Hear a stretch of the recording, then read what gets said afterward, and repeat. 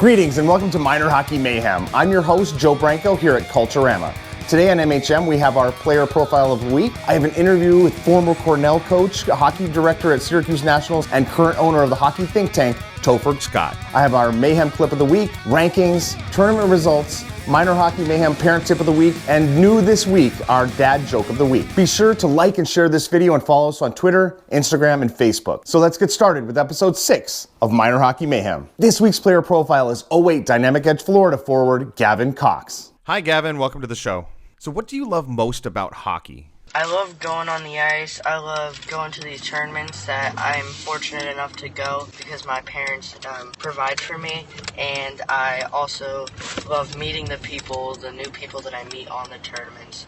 It's a pretty fun experience. What is the coolest hockey tournament that you've played in, and what made it so cool? The coolest hockey tournament I've played in is the Chi-Town Shuffle in 2018, which was in Chicago. It was a tournament with my team Tampa Elite that we ended up winning, and it was overall just a very fun experience. So you're a great player. I've seen you several times over the years, including a few tournaments that I've been at. What are your biggest strengths in hockey? My biggest strengths in hockey are probably my hockey IQ, my ability to be a leader on the team, and ability to be coachable, and wherever the coach needs me to play, I can play.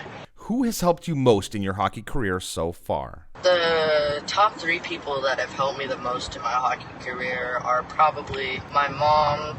I mean, she's never missed a hockey tournament. She's never missed any of my games. She's helped out with the team a lot. My dad, he's pushing me to what I do, and he's helping provide these things for me. And my coach of 9 years, Coach Chris, he's a very good on-ice mentor. And I love skating with him, and he helps me be the best I can be.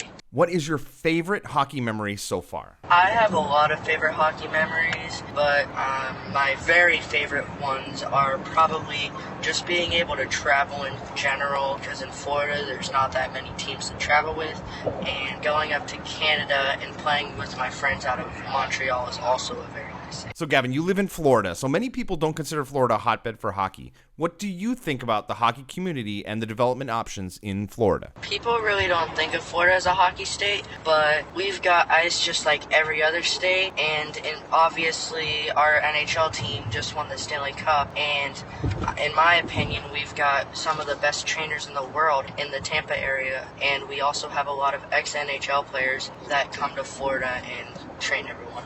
So how has COVID-19 impacted you as a player? Just like every other person, COVID has impacted everyone, but me personally, I have taken this time to focus on training on the ice with Coach Chris and Coach Pat, and off the ice with Coach Alex. What are your short and long-term hockey career goals? A couple of my short-term ones are to be the best I can be and work as hard as I can to get to the next level, and some of my long-term ones are to take all my experiences and learn from them and make them help me be a very good player and hopefully make it to a D1 school and maybe after that the NHL. Who is your favorite NHL hockey player and why? My favorite NHL player is Braden Point, mainly because he's a two-way player and also he wears number 21. All right, Gavin, did you want to say hello or give a shout out to anyone specific? I have a couple I want to give a shout out to. Coach Jan from Montreal, he's given me a bunch of opportunities. Coach Alex from Alex Gabreth Athletics. My on-ice trainer, Coach Chris with Dynamic Edge Hockey. My family, my friend Easton, my friend Renault, all my teammates down here in Tampa, and my friend Will Schlechtwig and Dusty, you know who you are. All right, thank you so much for joining the show, Gavin. I appreciate it. I'd like to thank Culturama for giving me the opportunity to do this interview. Hopefully, during the next months, COVID will get better, and we will all be able to get back on the ice. If you would like to nominate a youth hockey player to be profiled or interviewed on Minor Hockey Mayhem, go ahead and send us your nomination to culturama@yahoo.com along with that player's email contact. Let's check out our Minor Hockey Mayhem clip of the week.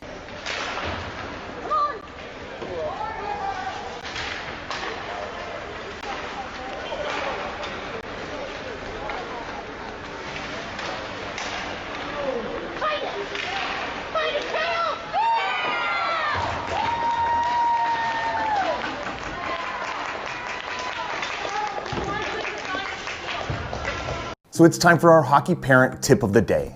Go outside. Look, there are forces beyond our control that are taking away our ability to enjoy the sport in many states, provinces, and locales across North America. Be sure and stay positive, stay safe, but continue to play the sport. Go to your local park or play on your outdoor rinks. Play on lakes. If you're in a warmer climate, go ahead and play roller hockey. Get outside and enjoy your life. What good is life if you can't live it? Go outside. Welcome to our newest segment, our Dad Joke of the Week. Dad jokes are important. As a hockey parent, especially a father, it's important that you understand and have a repertoire of dad jokes ready to go at all times. Here's our Dad Joke of the Week.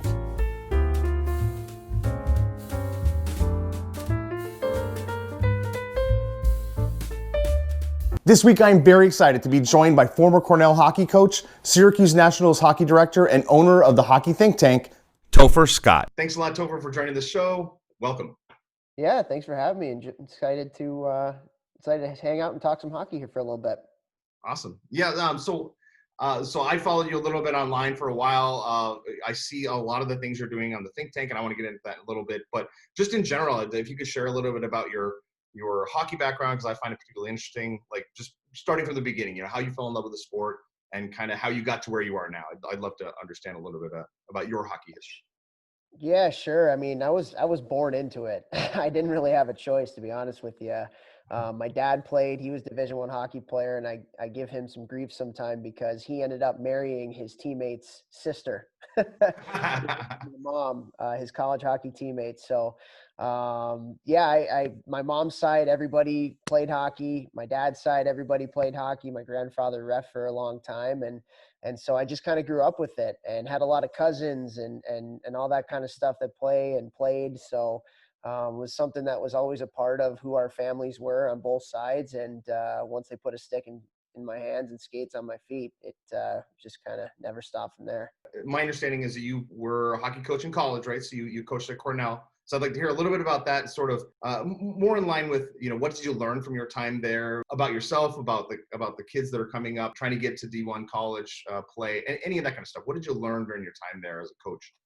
Yeah, sure. I think the biggest thing that I learned is it's a people business. It's all about people. And when you treat people right and you're honest and you work hard for people, then good things tend to happen. And so, as a coach, and a lot of your job as a college hockey coach is recruiting as well. So you have to build relationships with so many different people around the US and Canada. It's even getting over to Europe now. And so just working hard at being a good person, working hard at your personal relationships and building personal relationships. I think that was one of the biggest things that I've learned. And just in terms of, what I learned about just hockey through it all is that it's always changing.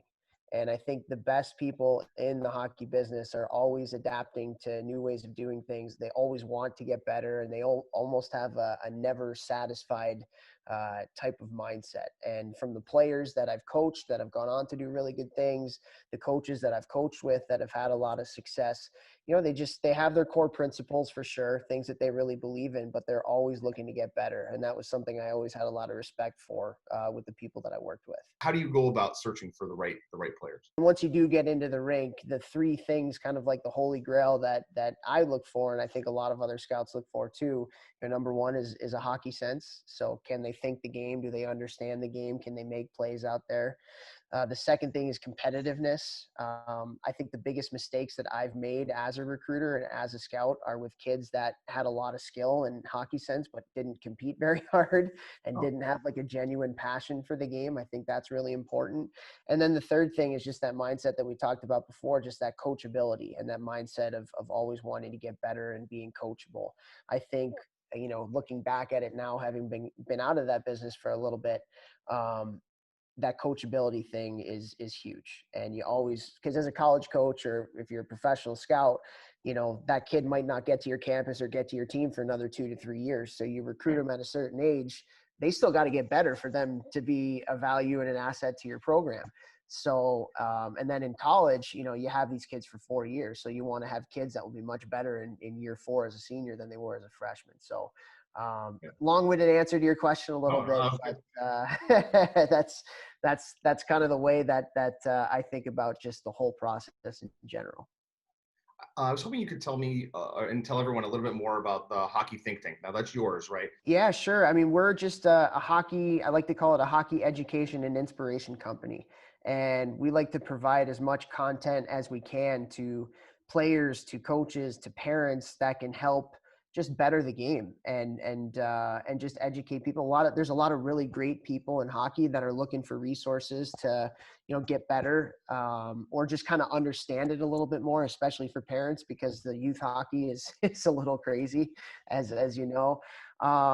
So yeah, my goal with the Hockey Think Tank was just to bring together a lot of really good and passionate hockey people. And that's, something that I'm really proud of being able to do, and then sharing that with the public.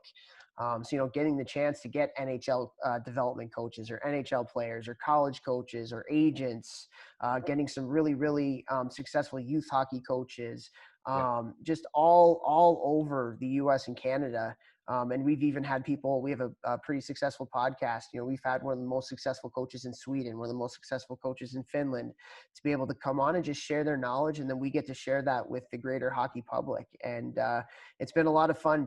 I've learned a ton. Certainly being able to speak with so many really cool people, and again, having the opportunity to share that with so many people in our following, it's been really, really cool. That's awesome. Yeah, every single time I talk to someone, including yourself, I always learn something, and it's usually something I'm doing wrong as a You and me hockey both. player. Well, if you could kind of simplify it into a few kind of key messages for parents and players, kind of what would you say if you had the floor and they're all out there listening? What would you say? Sure. I think there's two basic core principles that I think are really important. Number one is surround yourself with good people.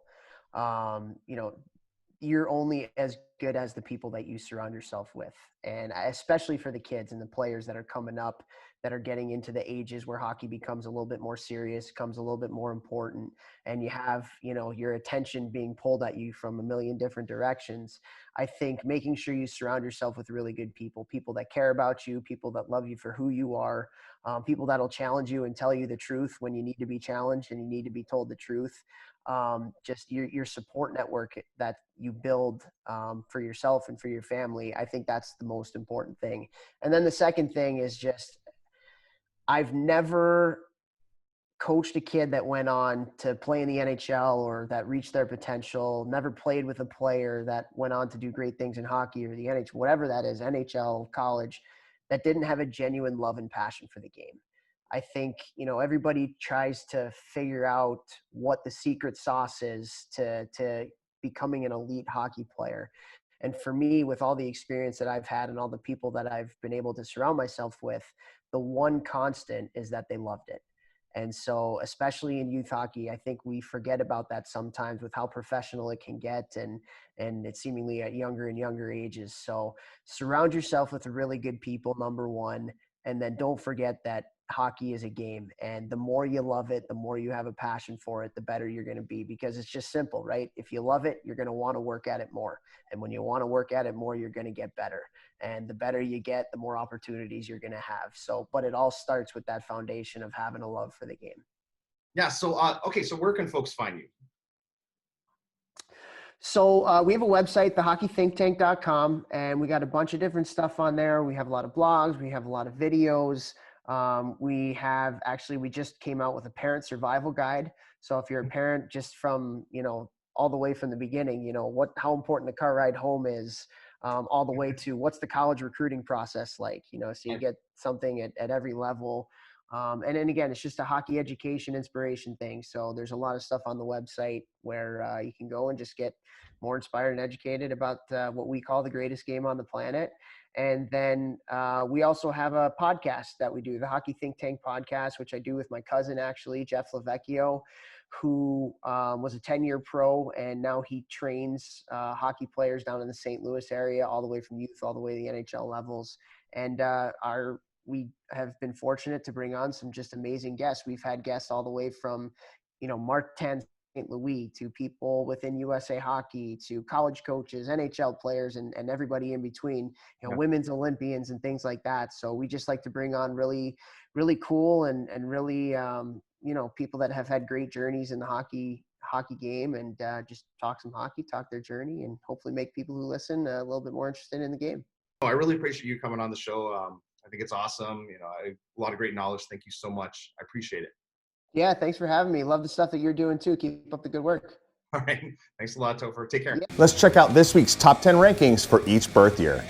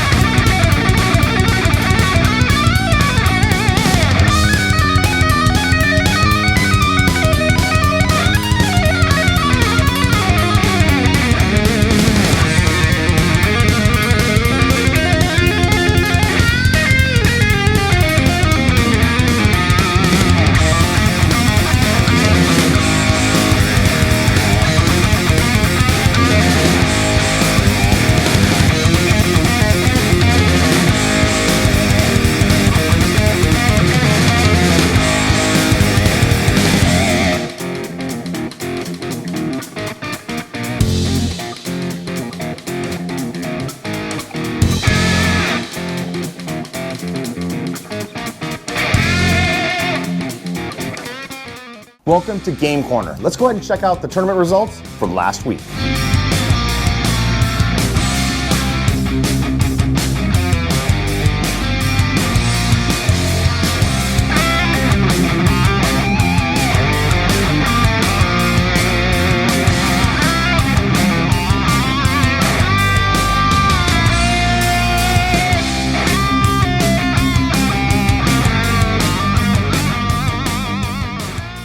Thank you for watching episode 6 of Minor Hockey Mayhem. Be sure to give us a like and leave a comment below.